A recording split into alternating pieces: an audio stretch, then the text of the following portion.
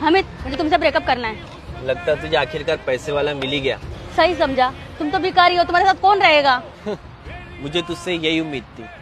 किसी का हुलिया देख के उसकी औकात का अंदाजा नहीं लगाते।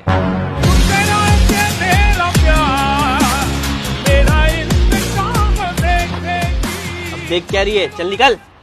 भाई साहब, क्या है बे? भोसड़ी है तेरे बाप की भाई के, चल उतर। भोसड़ी वाला। आगे हूँ।